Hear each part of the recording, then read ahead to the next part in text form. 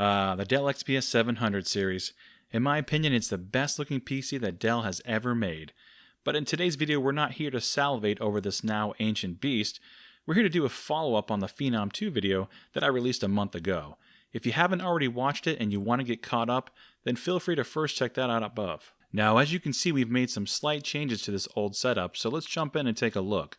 Now, starting with the obvious, we moved the Phenom Ii system out of the old Ultra Wizard case and into this beastly red-themed Dell XPS 720, which is fitting because this is an AMD build.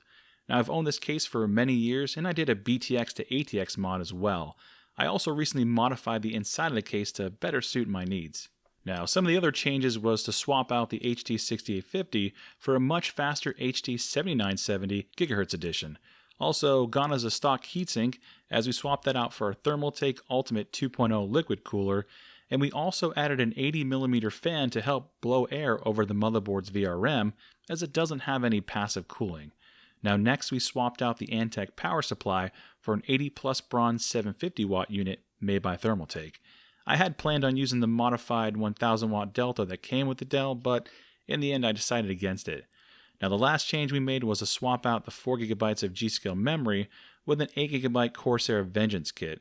And while I'm happy with the hardware changes, I do wish everything was more red and not so much blue. Now in today's video we're going to see how well this Phenom Ii 7970 combination holds up in some popular modern games. Now the last video I did not overclock the Phenom Ii, so in today's video we're going to change all that. And for kicks, I also included the stock CPU results. Now as an important note, this is not a strict CPU comparison, so we're not testing 720p low settings and we're not using games that are only CPU limited.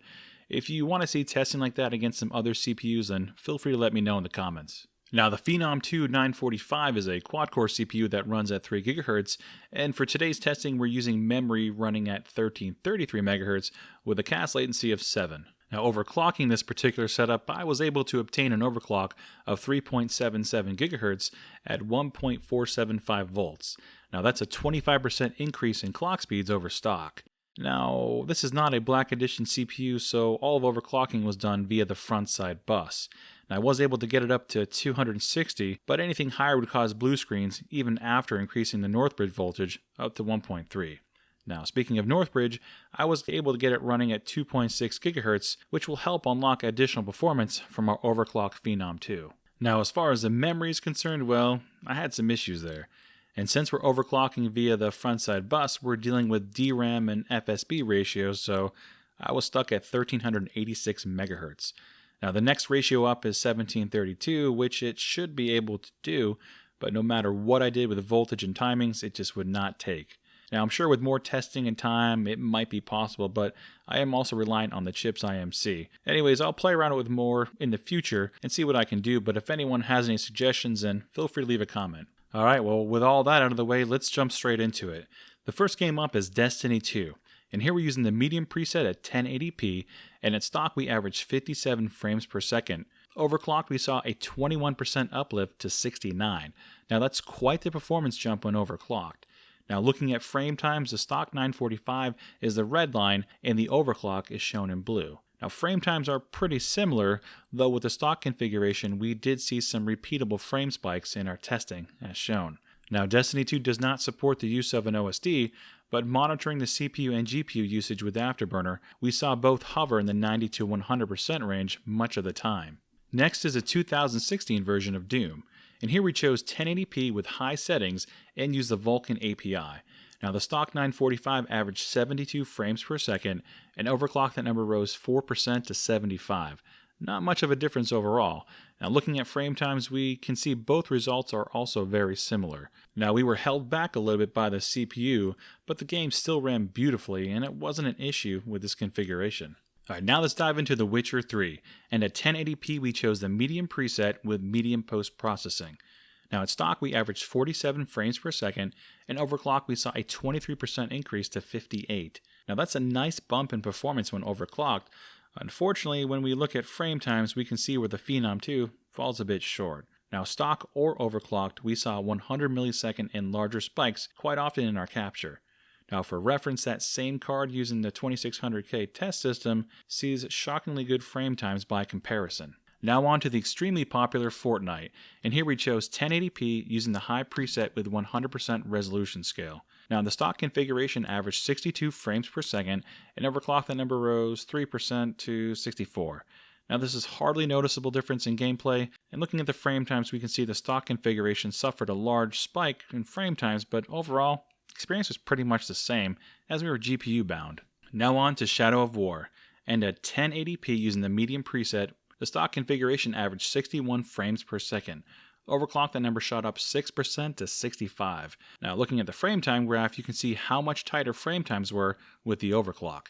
Now GPU usage was sitting in the mid to high 90% range, much of the built-in benchmark. Pretty great showing for the overclock Phenom. Though it's worth mentioning that in-game I did see GPU usage drop to 80% here and there. My man Junkrat is up next, and at 1080p with the high preset and 100% resolution scale, the stock setup produced 76 frames per second on average. Now overclock, that number rose 17% to 89. Now achieving consistent runs with this game isn't easy, so I loaded up a bot match with a lot of action and captured 60 seconds of gameplay as shown on screen. Now this was tested many times until I reached consistent results.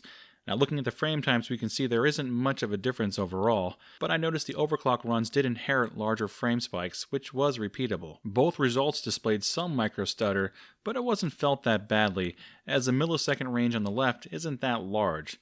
Now CPU bottlenecking was apparent, but this game was still very playable and produced much higher frame rates with a lot less action on screen.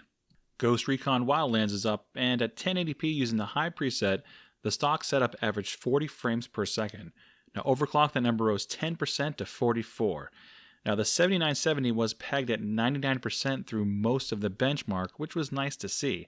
Now frame times did improve once overclock, but both setups saw some issues in the middle of the built-in benchmark. Still not a bad showing for the Phenom 2.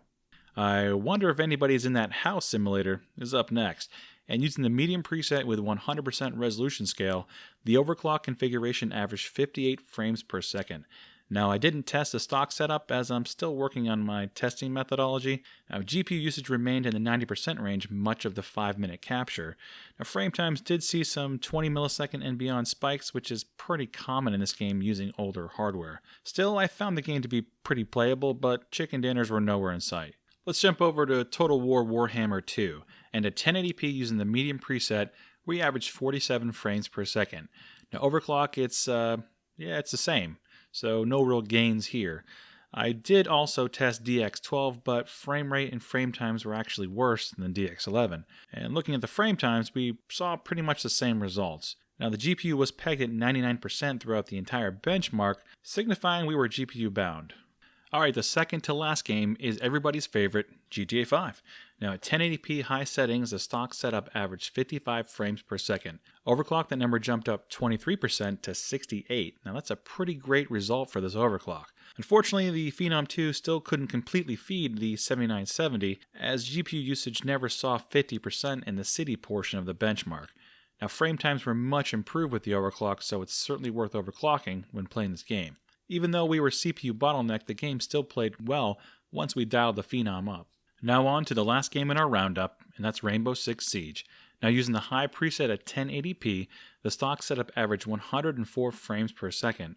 Overclock, that number rose 10% to 115. Again, pretty great showing for the Phenom.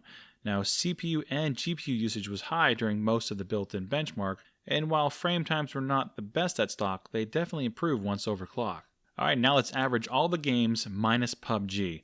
And here we can see the overclock Phenom 2 configuration was 11.7% faster in average frame rates. Now frame times saw a nice improvement as well, and now this number would be much higher if we were using CPU bound games only, but it's still not a bad result for this old beast in modern titles. Before we wrap things up, let's take a look at the entire system power consumption, and to push both the CPU and GPU, I fired up to Ada64 and ran the combined stress test. Now with everything left at stock, the system idled at 87 watts, and when loaded we saw it pulled 370 watts from the wall.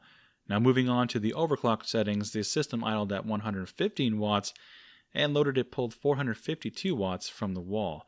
Now that's 22% over stock configuration.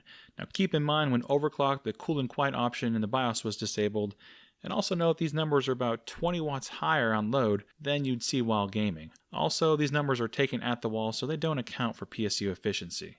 And while not shown here, max temperatures of the overclocked Phenom Ii never exceeded 50°C. Alright, well that wraps up our testing today, so what did you all think about the performance of this system in modern games? Personally, I was surprised by how well this little system held up. Now, in some of the CPU-bound titles, we saw some significant performance gains after overclocking, especially in frame time distribution. While in more GPU-bound games, overclocking obviously wasn't giving us much, but we did see some improvements in frame times. Unfortunately for the Phenom II, due to its lack of instruction sets, games like Assassin's Creed Origins and Final Fantasy XV will not work. So its future continues to look a little bleak for this guy. All in all, still not a bad result for a CPU that came out mid-2009 and a GPU that was released in mid-2012. Okay people, well if you enjoyed content like this and you want to help support my work, please take the time to look at my Amazon and Humble Bundle affiliate links in the description. If you want to see some more Phenom 2 testing, maybe with a faster GPU or maybe a CPU comparison in the future, let me know. Also, if you think you know the game shown on screen right now, then leave some guesses in the comments section. First to guess correctly gets pinned. Yay! Thanks for taking the time to watch the video.